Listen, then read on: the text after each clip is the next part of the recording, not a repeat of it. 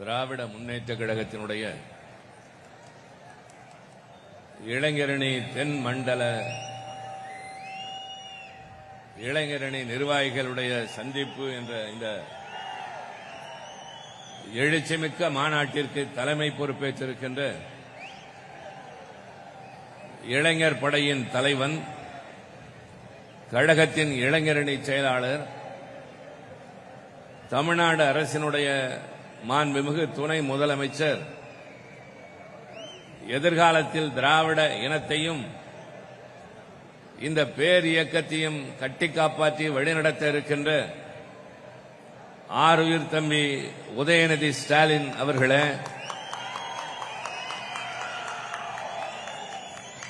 மாநாட்டிலே நிறைவுரையாற்றி வந்திருக்கிற இளைஞர்களுக்கு வழிகாட்டுகின்ற, நெறிமுறைப்படுத்துகின்ற, உணர்ச்சியூட்டுகின்ற உரையாற்ற இருக்கின்ற திராவிட முன்னேற்ற கழகத்தின் தலைவர், இந்திய துணைக்கண்டத்தில் தனிப்பெரும் முதல்வராக இன்றைக்கு சுடர்விட்டு பிரகாசித்துக் கொண்டிருக்கின்ற மாண்புமிகு கழகத் தலைவர் தளபதி அண்ணன் மு.க. ஸ்டாலின் அவர்களே, கழகத்தினுடைய முதன்மை செயலாளர் அமைச்சர் கே.என். நேரு அவர்களே, துணை பொதுச் செயலாளர்கள் அமைச்சர் ஐ. பெரியசாமி அவர்களே, நாடாளுமன்ற மாநிலங்களவை உறுப்பினர் அந்தியூர் செல்வராஜ் அவர்களே, மாண்புமிகு அமைச்சர் தம்பி செந்தில் அவர்களே, இங்கே இந்த நிகழ்ச்சியிலே பங்கேற்று நிகழ்ச்சிகளை ஒருங்கிணைத்துக் கொண்டிருக்கின்ற கழகத்தின் அமைப்பு செயலாளர் அருமை நண்பர் ஆர்.எஸ். பாரதி அவர்களே, தம்பி அன்பகம் கலை அவர்களே, ஆஸ்டின் அவர்களே, இந்த மாநாட்டை இவ்வளவு சிறப்பாக நடத்துவதற்கு பெரும் துணையாக இருந்த விருதுநகர் மாவட்ட கழகத்தின் செயலாளரும் தமிழ்நாடு அரசினுடைய நிதித்துறை அமைச்சருமான மாண்புமிகு அமைச்சர் தங்கம் தென்னரசு அவர்களே,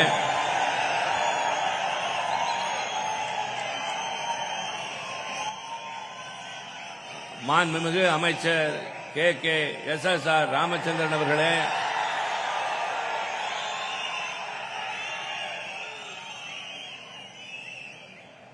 மாண்புமிகு அமைச்சர் பெருமக்களே, தலைமை கழக நிர்வாகிகள், தாயகம் கவி உள்ளிட்ட முன்னோடி பெருமக்களே, மாவட்ட கழக செயலாளர்களே, ஈட்டி முனையாக எதிரிகளின் இலக்கை தாக்குவதற்கு திரண்டு வந்திருக்கிற தம்பி உதயநிதி ஸ்டாலின் அவர்களின் பட்டாள வரிசை சிப்பாய்களே, உங்கள் அனைவருக்கும் என்னுடைய அன்பான வணக்கம். மிகுந்த பூரிப்போடும் புலகாங்கிதத்தோடும் உங்கள் முன்னால் நான் நின்று கொண்டிருக்கின்றேன். ஒரு காலத்திலே புரட்சி கவிஞர் பாவேந்தர் பாரதிதாசன் அவர்கள் எழுதினார், செந்தமிழை காப்பதற்கு சேனை ஒன்று தேவை, பெரும் சேனை ஒன்று தேவை, தமிழன் என்ற உணர்வு தேவை, தனிப்பெரும் தலைவன் ஒருவன் தேவை, பகைவர் சூழ்ச்சிதனை வேறறுக்க புரட்சி படை ஒன்று தேவை என்றார். சேனை வந்திருக்கிறது, சேனை தலைவன் இங்கே அமர்ந்திருக்கின்றார். நான் பூரிப்போடு நிற்பதற்கு என்ன காரணம் என்பதை சொல்லியாக வேண்டும். 1982ஆம் ஆண்டு இன்றைய கழகத் தலைவர் இந்தியாவை திரும்பி பார்க்கின்ற, நல்லாட்சி நடத்தி வருகின்ற, இயக்கத்தை கட்டி காப்பாற்றுகிற நம்முடைய கழகத் தலைவர் அண்ணன் தளபதி அவர்கள் தலைமையில் 5 பேரோடு தொடங்கிய இந்த இளைஞரணி இன்றைக்கு 5 லட்சம் நிர்வாகிகளை கொண்ட பெரும் படையாக விரிந்து சிறந்திருக்கிறது. இளைஞர்கள் அங்கே இங்கே என்று சொல்கிறவர்கள் வந்து பாருங்கள் இங்கே. இன்றைக்கு தென்மண்டலத்திலே மட்டும் 1 லட்சம் நிர்வாகிகள், உறுப்பினர்கள் அல்ல, உழைக்கின்ற தொண்டர்கள் அல்ல, நிர்வாகிகள் 1 லட்சம் பேர் திரண்டிருக்கின்றார்கள். சுட்டெரிக்கிற வெயில் எங்களுக்கு ஒரு பொருட்டு அல்ல, சுழன்றடிக்கிற சூறாவளி காற்றை நாங்கள் பொருட்படுத்தியது இல்லை. கழகம் கட்டளையிட்டால் இலக்கு நோக்கி பாய்கிற ஈட்டி முனைகள் என்று திரண்டு வந்திருக்கிற உங்களை பார்த்து புலகாங்கிதம் அடைவதை தவிர எங்களால் வேறு என்ன செய்ய முடியும்? நன்றாக கொஞ்சம் நடுநிலையாளர்கள் எண்ணி பார்க்க வேண்டும். மாடு ஒன்று கன்று ஈனும். அந்த கன்று குட்டிக்கு பிறக்கிற போதே கால்கள் இருக்கும், காதுகள் இருக்கும், கண்கள் இருக்கும், வால் கூட இருக்கும். ஆனால் கொம்பு பின்னால் தான் முளைக்கும். பின்னால் முளைத்த அந்த கொம்புதான் பின்னாளில் அந்த மாட்டை காப்பதற்கு பெரும் ஆயுதமாக விளங்கும் என்பதைப் போல ஓர் இயக்கத்திற்கு பின்னால் வந்து சேர்கின்ற இளைஞர்கள் தான் அதற்கு நிரந்தரமான படைக்கலங்கள். ஒரே ஒரு கார் அடங்குகின்ற அளவிற்கு 5 பேர் தொடங்கினோம் இந்த சுற்றுப்பயணத்தை. அன்றிலிருந்து இன்று வரை தளபதியோடு தொடர்கின்றவன் என்ற பெருமை மட்டும்தான் என்னுடைய தனிப்பெரும் சிறப்பாக நான் கருதுகின்றவன். நாடு, நகரம், பட்டி, தொட்டி, கிராமங்கள் என அவர் சுற்றாத இடமில்லை, கால்கள் படாத இடமே இல்லை. ஊர்கள் தோறும் முழங்கினார். எங்கெல்லாம் இளைஞர்கள் இருக்கிறார்களோ அவர்களெல்லாம் ஈர்ப்பதற்கான முயற்சிகளை மேற்கொண்டார். திராவிட முன்னேற்ற கழகத்தினுடைய இளைஞரணி தொடங்கியதற்கு பின்னால் தான் தமிழ்நாட்டினுடைய தேர்தல் வரலாற்றிலே ஒரு திருப்புமுனை ஏற்பட்டது. ஒரு காலகட்டத்தில் அவசர நிலைக்கு பின்னால் பல சோதனைகளை சந்தித்த நேரத்தில் இளைஞரணி என்ற அமைப்பு உருவானதற்கு பின்னால் தான் 1984 மாவட்ட அமைப்பாளர், துணை அமைப்பாளர்கள் என்று நியமிக்கப்பட்டதற்கு பின்னால் தான் 1986 ஆண்டு தமிழ்நாட்டில் அதிமுக ஆட்சி பொறுப்பில் இருந்த நேரத்தில் உள்ளாட்சி மன்ற தேர்தலில் முழுமையாக கழகம் வெற்றி பெற்றது. அதற்கு பின்னால் தான் 1989 கழகம் மீண்டும் ஆட்சி பொறுப்பேற்பதற்கு காரணம் கழகத்தின் இளைஞரணியும் தன்னேர் இல்லாத தலைவர் தளபதி அண்ணன் மு.க. ஸ்டாலின் அவர்களும் தான். இன்றைக்கு அந்த சிறப்புமிக்க அணிக்கு செயலாளர், ஆனால் தமிழ்நாட்டிலே வீரர்களாக உலவுகின்ற இளைஞர்களின் தனிப்பெரும் தலைவன் தம்பி உதயநிதி ஸ்டாலின். எதிர்காலத்தில் இவரை நம்பி இயக்கம் இருக்கின்றது, இயக்கத்தை நம்பி நாடு இருக்கின்றது. முதலாக அவர் இளைஞரணிக்கு நியமிக்கப்பட்டவுடன் அன்பகத்திலே வாழ்த்து தெரிவிக்க நான் சென்று அவரை பார்த்ததற்கு பின்னால் தலைவரை வந்து அறிவாலயத்திலே பார்த்து சொன்னேன், நாம் வளர்த்த இளைஞரணி இமயத்தின் உச்சியை தொடப்போகின்றது இன்று நான் கண்ட காட்சி என்று சொன்னேன். மிகைப்படுத்தப்பட்ட கூற்று அல்ல அது. புதிய இளைஞர்கள் பொலிவு ததும்புகின்ற முகத்தோடு நின்றார்கள், ஆர்வத்தோடு நின்றார்கள், நம்பிக்கையோடு நின்றார்கள். நம்மை வழிநடத்துவதற்கு ஒரு தலைவன் என்ற உணர்ச்சியும் முழக்கமும் அவர்களிடம் இருந்ததை நாங்கள் கண்டோம். ஆக பெயரளவிற்கு அந்த பொறுப்பு என்று இல்லை. இன்றைய இளைஞரணி செயலாளர் பொறுப்பேற்றதற்கு பின்னால் படிப்படியாக அவர் ஆக்கப்பூர்வமான செயல்களில் ஈடுபட்டார். அவருடைய முதல் செயல் என்பது தமிழ்நாட்டில் உள்ள அனைத்து சட்டப்பேரவை தொகுதிகளிலும் திராவிட மாடல் பயிற்சி பாசறை வகுப்புகளை நடத்தினார். இளைஞரணியிலே இணைகின்றவர்கள் கொள்கை தெரிந்தவர்களாக இருக்க வேண்டும், இயக்கம் எந்த திசையிலே செல்ல வேண்டும் என்பதை உணர்ந்தவர்களாக இருக்க வேண்டும், வரலாறு புரிந்திருக்க வேண்டும் என்ற அந்த உணர்வோடு தமிழ்நாட்டின் 234 தொகுதிகளிலும் பயிற்சி பாசறை வகுப்புகளை நடத்தி உங்களை கூரான ஈட்டிமுனைகளாக மாற்றுகின்ற கடமையை முதலில் அவர் செய்தார். பின்னர் நேர்காணல் நடத்தி மாவட்ட அளவிலே அல்ல, நகரங்களிலே, ஒன்றியங்களிலே மட்டுமல்ல, பகுதிகளில், பேரூர் கழகங்களில் நேர்காணல் நடத்தி இளைஞர்களுக்கு நிர்வாகிகளை நியமித்தார். எல்லாவற்றிற்கும் மேல் நான் இன்றைய இளைஞரணி செயலாளருக்கு நன்றி சொல்வது மிக முக்கியமான காரணம் ஒன்று இருக்கிறது.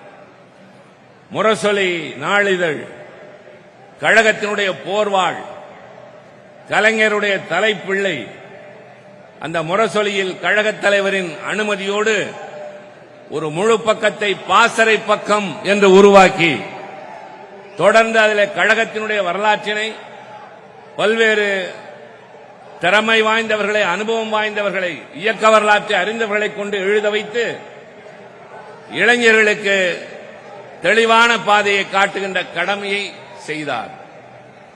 அதைத் தொடர்ந்து அடுத்த காரியம், திராவிட முன்னேற்ற கழகம் என்பது வளர்ந்தது, வலிமை பெற்றது, மக்களிடம் செல்வாக்கு பெற்றது. 2 காரணங்களால். ஒன்று மேடை பேச்சு, இன்னொன்று இதழ்களில் எழுத்துக்களின் மூலம். 1967 கழகம் முதலாக ஆட்சி பொறுப்பேற்றவுடன் அறிஞர் அண்ணாவிடம் டெல்லியில் இருந்த பத்திரிகையாளர்கள் உங்கள் வெற்றிக்கு என்ன காரணம் என்று கேட்டார்கள். அண்ணா சொன்னார், வாய்மை என்று சொன்னார். புரியவில்லை என்றார்கள்.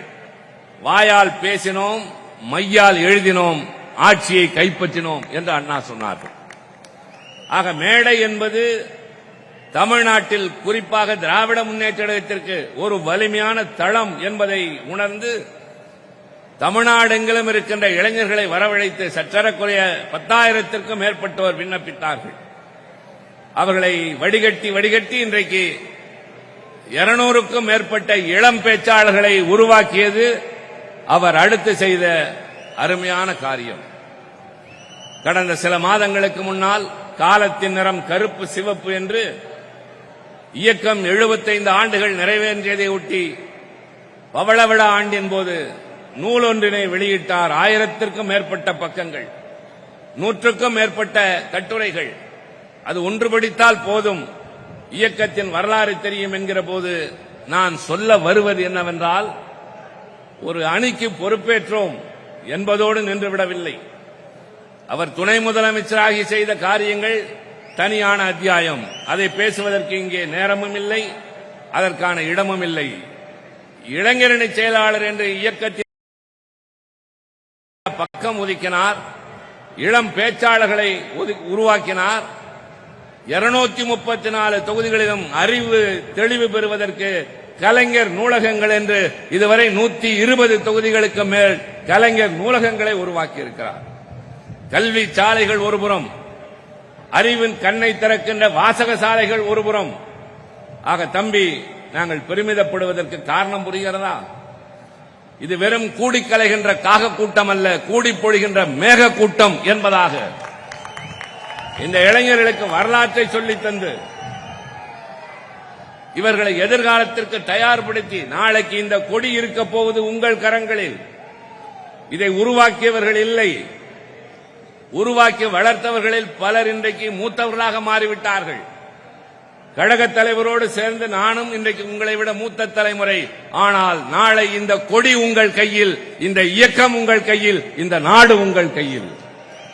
ஆக பட்டாளம் எத்தனை, கூட்டம் எத்தனை என்பதல்ல, அதை வழிநடத்தி செல்கிற தலைவன் தேவை. அதைத்தான் பாரதிதாசன் சொன்னார். தமிழன் என்ற உணர்வு தேவை, வழிநடத்துவதற்கு தனிப்பெரும் தலைவன் தேவை என்றாரே. அப்படி தனிப்பெரும் தலைவனாக இந்த பட்டாளத்திற்கு உதயநிதி ஸ்டாலின் வந்து எங்களுக்கெல்லாம் நம்பிக்கை ஊட்டுகின்றார். நான் 2 செய்திகளை மட்டும் சொல்லுகின்றேன். திருச்சியிலே முதலாக இளைஞரணி மாநாடு 1982 நடைபெற்றது. அந்த மாநாட்டினை நானும் இன்றைய அமைச்சர் மகேஷ் பொய்யாமொழியின் தந்தை அன்பில் பொய்யாமொழியும் சேர்ந்து நடத்தினோம். அந்த மாநாட்டின் நிறைவுரையின் போது நன்றியுரை ஆற்றுகின்ற பொறுப்பு எனக்கு செயலாளர் என்ற முறையிலே தரப்பட்டது. அதில் பேசுகிற போது நான் சொன்னேன், பல கருத்துக்களை சொன்னேன், பேச்சின் ஊடே சொன்னேன். இவ்வளவு பெரிய கூட்டத்தை இதுவரை பார்த்தது இல்லை, இவ்வளவு இளைஞர்கள் இதுவரை திரண்டது இல்லை. எங்கு பார்த்தாலும் கரும் தலைகளாக தெரிகின்றன. அது எப்படி இருக்கிறது என்று சொன்னால், இது சிவகாசி இருக்கிற மாவட்டம், தீப்பெட்டி தொழிற்சாலை இருக்கின்ற மாவட்டம். உங்களுக்கு நன்றாக தெரியும், தீக்குச்சிகளை பெட்டியிலே அடுக்குவதற்கு முன்பாக காய வைத்திருப்பார்கள். அதைப் போல தெரிகிறது. எப்படி தீக்குச்சியின் தலையிலே இருக்கிற அந்த கருப்பு மருந்துக்குத்தான் சக்தி அதிகமோ, அதுபோல இங்கே திரண்டிருக்கிற உங்களுடைய கரும் தலை, அதில் இருக்கின்ற மூளை, அதில் இருந்து கிளம்புகிற சிந்தனை பொறி, இதை ஒருங்கிணைக்கிற வாய்ப்பினை தந்த கண்ணான தலைவர் கலைஞர் அவர்களுக்கு ஒட்டுமொத்தமான நன்றி என்று நான் உரையினை நிறைவு செய்தேன். இது வெறும் உவமையாக தெரியலாம். கலைஞர் அவர்கள் அதை தொட்டு பேசாமல் போயிருந்தால், தலைவர் தன்னுடைய பேச்சின் ஊடே பல செய்திகளை பேசி உணர்ச்சியின் உச்சத்திற்கு சென்றபோது சொன்னார், இங்கே நன்றியுரை ஆற்றிய தம்பி திருச்சி சிவா உங்களை எல்லாம் தீக்குச்சிகள் என்று சொன்னார். ஆம் தம்பிமார்களே, நீங்கள் எல்லாம் தீக்குச்சிகள் தான். ஆனால் திராவிட முன்னேற்ற கழகம் எனும் தீப்பெட்டியில் அடங்கி கிடக்க வேண்டிய தீக்குச்சிகள். தேவையான நேரத்தில் எடுத்து உரசுவோம். பற்ற வைக்க வேண்டியதை நீங்கள் பற்ற வையுங்கள். அந்த நெருப்பு வீட்டை எரிக்கிற நெருப்பு அல்ல, ஊரை கொளுத்துகிற நெருப்பு அல்ல, நாட்டை சூழ்ந்திருக்கிற இருளை விரட்டுகிற ஒளி விளக்காக இருக்கட்டும் என்று சொன்னாரே. அப்படி தீக்குச்சிகளாக வந்திருக்கிற உங்களை சரியான நேரத்திலே உரசி வழிகாட்டும் ஒளிவிளக்குகளாக மாற்ற இருக்கிற தலைவன் வர இருக்கிறார். உங்களை நாளைக்கு வழிநடத்த இருக்கிற எங்களுக்கு நம்பிக்கை தருகிற இந்த இளைஞர்கள் சேனையின் தலைவன் இதோ இங்கு இருக்கிறார். இரண்டாவது செய்தி, அன்றொரு நாள் ஈரோட்டு மாநாட்டிலே கழகத்தினுடைய செயல் தலைவராக பொறுப்பேற்று இன்றைய கழகத் தலைவர் அவர்கள் வந்த நேரத்திலே நான் நினைவுபடுத்தி சொன்னேன்.